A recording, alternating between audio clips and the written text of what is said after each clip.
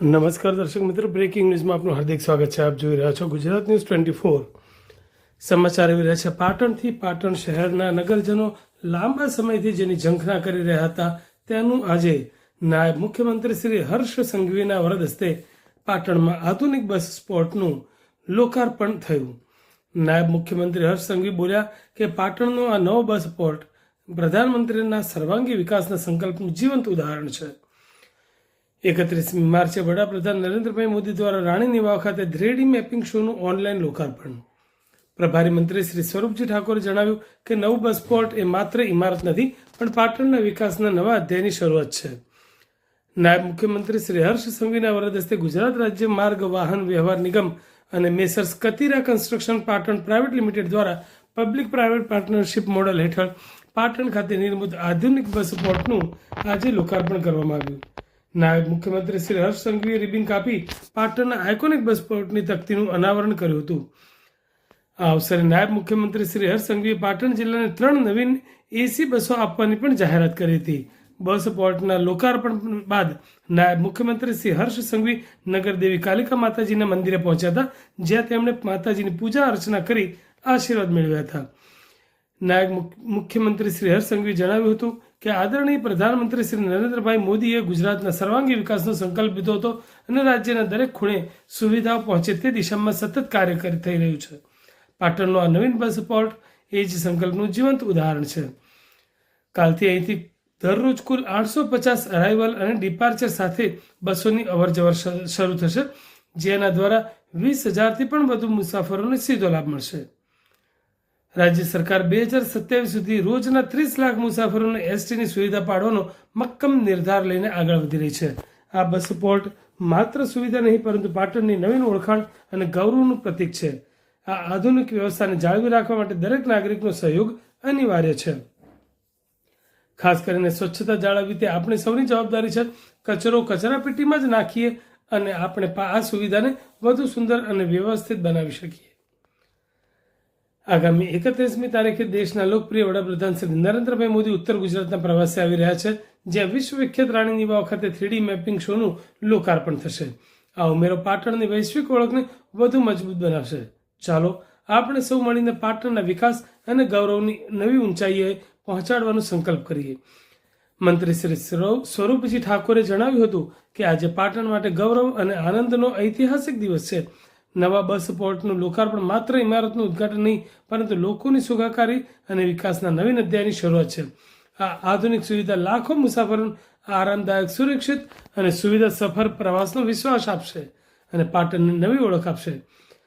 તેમણે ઉમેર્યું કે આ બસ સ્પોટ સામાન્ય નાગરિકો માટે ગૌરવનું પ્રતીક છે, જેને સ્વચ્છ, સુરક્ષિત અને સુંદર રાખવાની જવાબદારી આપણી સૌની છે.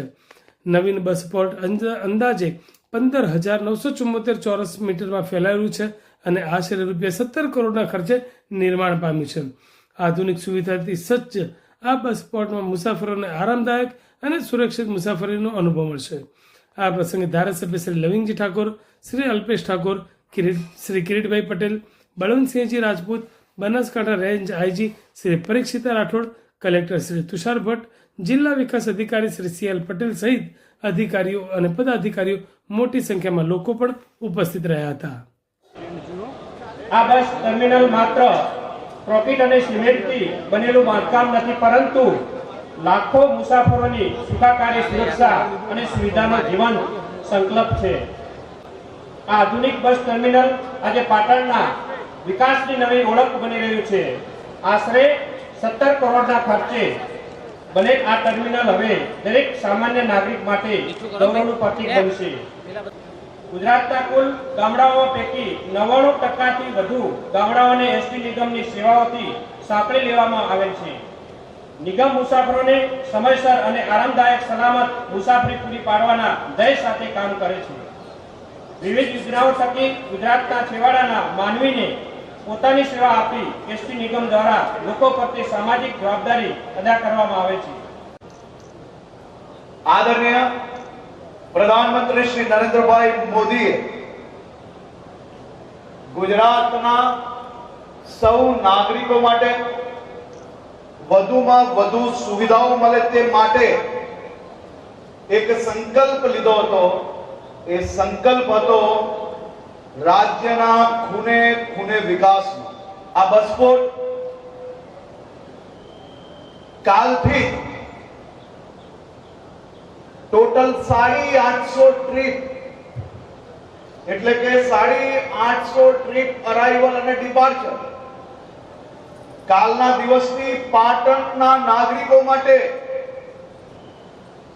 અહીંયાથી 850 બસો આવશે અને ઉપડશે. 20,000 થી વધારે લોકો પાટણના બસપોર્ટનો સીધો જ ઉપયોગ કરી શકે એ પ્રકારની વ્યવસ્થાઓ કરવામાં આવી છે. ભૂપેન્દ્રભાઈ પટેલની સરકાર 2027 સુધી આ 27 લાખ પેસેન્જરોથી દરરોજ 30 લાખ પેસેન્જરોને એસટી ની સુવિધાઓ પૂરી પાડવાનો મક્કમ નિર્ધાર જોડે આવનારા દિવસોમાં કામગીરી કરવા માટે આગળ વધી રહી છે. તમારે આને બસપોર્ટ જેવું બસપોર્ટ રાખવું હોય તો તમારે અમને સહયોગ આપવો પડશે, અને એ સહયોગ છે માત્ર ને માત્ર તમે જે કચરો નાખવા માંગો છો એ કચરા પેટીમાં નાખો. આ કચરા પેટી તમારી સુવિધા માટે છે. આ 31મી તારીખે દેશના વડાપ્રધાન, આપના નેતા અને સર્વત્ર લોકપ્રિય નેતા શ્રી નરેન્દ્રભાઈ મોદી જ્યારે ઉત્તર ગુજરાત આવી રહ્યા છે, અને આ રાણીની વાવ આજે બી દુનિયાભરના લોકો જોવા આવે છે, અને આ રાણીની વાવમાં એક વધુ ઉમેરો થઈ રહ્યો છે. 3D મેપિંગ શોનો ઉમેરો 31મી તારીખે દેશના લોકપ્રિય પ્રધાનમંત્રી આનું લોકાર્પણ કરશે. પાટણની ઓળખ વધારે મજબૂત કરવા માટે આપણે સૌએ દિલથી સંકલ્પ લેવો પડશે.